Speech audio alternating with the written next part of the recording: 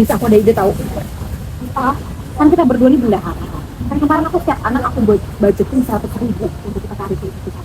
Gimana kalau kita naikin harganya jadi 125? Kenapa? Kamu terlalu polos, ini ntar kita berdua aja bisnis. Benernya banget sebalik itu sebetulnya itu. Loh, dia gitu iya Tis, duduk. Kalian bendahara kan? Iya, betul. Aku mau bayar uang cash sekarang aja deh. 125 ya? 125. Emang segitu kok? Banyak banget. Emang segitu? Aku nggak bawa cash, aku TF aja ya. Iya boleh. Tap Tis, ada kan rekeningnya di HP itu kan? Di WA ya? Iya boleh. Stop! Nah, Sobat Suci, ini adalah salah satu bentuk tindak pidana korupsi yang seringkali dilakukan dalam kehidupan sehari-hari. Tapi Sobat Suci di rumah tahu nggak sih ada lembaga yang mengurusi tentang tindak pidana korupsi, yaitu Komisi Pemberantasan Korupsi. Upaya pemberantasan tindak pidana korupsi. Lembaga yang sekarang itu korupsi.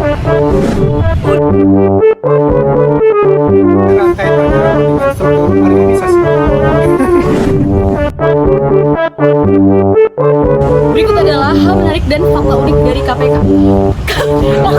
Takut jangan.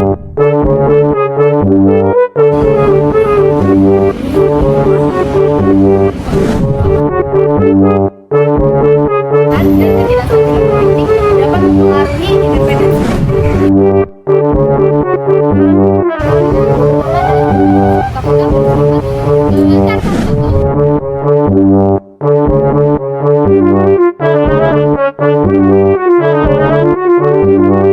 Komisi Pemberantasan Korupsi atau KPK adalah lembaga negara yang dibentuk dengan tujuan untuk meningkatkan daya guna dan juga hasil guna dalam upaya pemberantasan tindak pidana korupsi.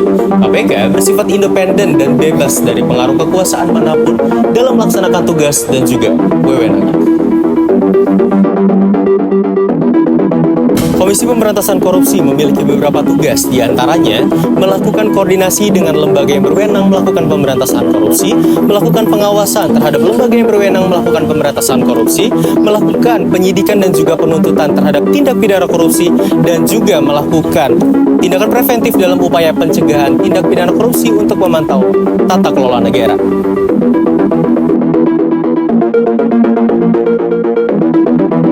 Dalam melakukan koordinasinya, Komisi Pemberantasan Korupsi memiliki beberapa wewenang, diantaranya mengkoordinasikan penyidikan dan penuntutan terhadap tindak pidana korupsi, menetapkan sistem pelaporan kegiatan pemberantasan tindak pidana korupsi, memperoleh informasi mengenai kegiatan pemberantasan tindak pidana korupsi dari instansi terkait, melakukan pertemuan atau dengar pendapat dengan lembaga yang berwenang mengenai pemberantasan korupsi, dan menanyakan laporan dari instansi terkait mengenai pencegahan korupsi. Lembaga pengontrol dan pengawasan terhadap seluruh aktivitas dan kegiatan yang dilakukan oleh para pemangku kepentingan. Salah satu diantaranya adalah pejabat negara. Nyatanya telah ada di zaman Orde Lama, yaitu di zaman pemerintahan Presiden pertama, yaitu Insinyur Soekarno-Hatta, di mana beliau membangun lembaga untuk mengurusi seluruh kegiatan dan mengawasi seluruh aktivitas yang dilakukan oleh para aparatur negara. Yang kemudian beliau mandatkan kepada Presiden kedua dan ketiga, yaitu Presiden Soeharto dan Presiden B.J. Habibie. Nah, hal yang menarik dapat kita temukan di zaman pemerintahan Presiden Abdurrahman Wahid atau yang kita kenal dan akrab kita sapa sebagai Bapak Presiden Gus Dur, di mana beliau dianggap masyarakat tidak mampu untuk dapat mengurusi hal ini dan tidak memiliki kapabilitas yang baik untuk dapat mengurusi permasalahan korupsi. Karena pada saat itu terjadi pelonjakan intensitas terhadap kriminalitas dalam bidang korupsi di zaman ini. Selanjutnya hal menarik terjadi di tahun 2002 di zaman pemerintahan Presiden perempuan pertama yang ada di Indonesia, yaitu Presiden Megawati Soekarno Putri, di mana beliau pada akhirnya karena ketidakpercayaannya terhadap aparatur negara dalam mengawasi dan mengurusi masalah korupsi, akhirnya beliau membentuk sebuah lembaga baru, yaitu lembaga KPK.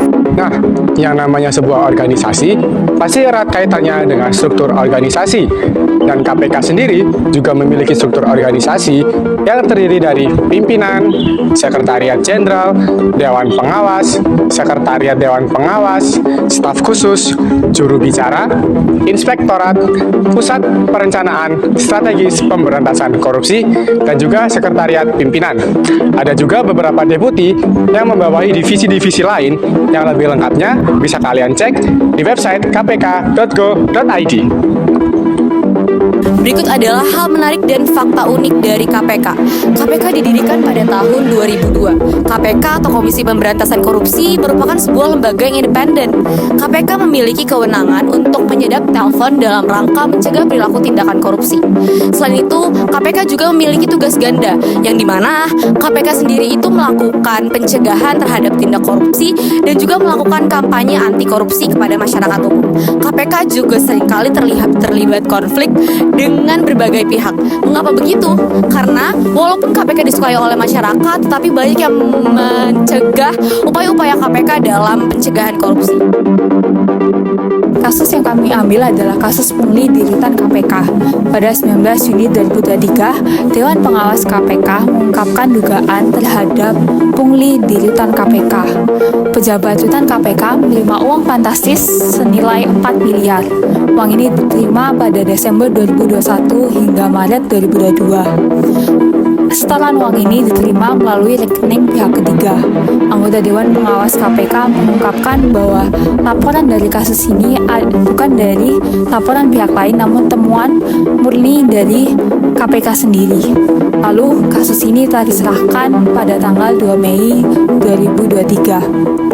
Selanjutnya, pada Wakil Ketua KPK Nurul Gufron mengungkapkan bahwa mereka sedang melakukan penyelidikan pada kasus ini. Penyelidikan ini akan dilakukan menjadi 2 klaster. Yang pertama adalah penyelidikan kasus yang sedang dijalani, dan yang kedua adalah pelayanan hukuman kepada pelanggar melalui inspektorat atau atasan langsung. Strategi komunikasi organisasi yang dilakukan oleh KPK dibagi menjadi 2. Yang pertama adalah strategi pencegahan. Strategi yang dilakukan adalah melakukan tindakan preventif melalui melakukan konferensi pers, di mana mereka mengungkapkan kasus ini terlebih dahulu sebelum pihak luar. Hal ini untuk mencegah terjadinya kebocoran informasi. Lalu kasus ini merupakan pelanggaran kode etik. Nah, kasus ini bisa berpotensi untuk mencemarkan citra lembaga. Dengan melakukan pengungkapan kasus terlebih dahulu, hal ini meminimalisir damage control dari citra lembaga. Yang kedua adalah strategi persiapan. Mereka menciptakan tim penyelidik khusus sendiri yang diketuai oleh Sekretaris Jenderal. Lalu juga mempersiapkan konferensi pers dengan mengundang awak-awak media. Nah, selain itu, dalam progres penyelidikan kasus ini, KPK sangat terbuka untuk memberi update dari progres penyelidikan. Lalu, kritik-kritik yang dilontarkan juga direspon dengan baik dan diterima sebagai evaluasi untuk KPK ke depannya. Dengan ini, kami bisa menyimpulkan bahwa strategi komunikasi yang dilakukan oleh KPK telah dilakukan dengan cukup baik. Kelebihan dan kekuatan KPK yang pertama adalah independensi. KPK bersifat independen dan bebas dari pengaruh kekuasaan manapun dalam melaksanakan tugas dan wewenangnya. Dalam pelaksanaan tugasnya, KPK berpedoman kepada 5 asas, yaitu kepastian hukum, keterbukaan, akuntabilitas, kepentingan umum, dan profesionalitas. Yang kedua adalah reputasi yang kuat. KPK memiliki reputasi yang baik dalam memerangi korupsi di Indonesia, memungkinkannya untuk mendapatkan dukungan masyarakat dalam mitra internasional. KPK juga memiliki tim penyelidik yang terampil dan berdedikasi dalam mengungkap tindakan korupsi. Yang ketiga adalah kerjasama internasional. KPK dapat bekerja sama dalam lembaga anti korupsi internasional untuk mendukung upayanya dalam melacak aset yang diduga hasil korupsi yang tersimpan di luar negeri. KPK telah melakukan upaya dengan bekerja sama dengan ABJC atau Komite Amnesty Swab Jepang di sektor swasta. Peluang KPK di masa depan. Yang pertama adalah kesadaran masyarakat. Peluang KPK sebagai lembaga khusus memiliki kewenangan luas, harus tetap independen dalam sumber daya manusia. KPK harus memiliki integritas yang tinggi. Hal itu sudah diatur di undang-undang. Jadi pemberantasan korupsi tidak harus bergantung pada KPK saja, melainkan juga membutuhkan peran dari masyarakat untuk memberantas korupsi. Yang ketiga adalah perkembangan teknologi. Di Indonesia, lembaga penegak hukum seperti kepolisian, kejaksaan, dan komisi Pemberantasan Korupsi berwenang untuk melakukan penyadapan karena hal tersebut akan membantu meningkatkan kasus untuk dilakukan penyelidikan. Hal itu sudah diatur dalam undang-undang. Yang terakhir adalah kerjasama dan peraturan undang-undang. KPK telah menjalin kerjasama dengan Kadin yaitu Kamar Dagang dan Industri dalam upaya pencegahan korupsi di bidang industri, serta undang-undang tentang korupsi telah diatur pada Undang-Undang Nomor 31 Tahun 1999 tentang pemberantasan tindak pidana korupsi dan Undang-Undang Nomor 31 Tahun 1999 tentang tindak pidana korupsi dalam mencegah korupsi di berbagai sektor. Analisis tantangan dan kelemahan. 1. Ketidakstabilan politik. Dalam perubahan pemerintahan dan ketidakstabilan politik dapat mempengaruhi independensi KPK. 2. Pelemahan mandat hukum. Terdapat resiko bahwa perubahan undang-undang atau aturan bisa melemahkan mandat dan kekuatan KPK. 3. Tantangan teknologi. Korupsi juga berkembang dalam dunia digital. Tantangan seperti korupsi online dan cybercrime dapat menjadi ancaman baru yang harus dihadapi KPK. 4. Keterbatasan sumber daya. KPK mungkin menghadapi keterbatasan sumber daya baik dari segi anggaran maupun personel. 5. Pemberantasan korupsi yang kurang merata. Upaya pemberantasan korupsi di Indonesia mungkin kurang merata di seluruh Indonesia.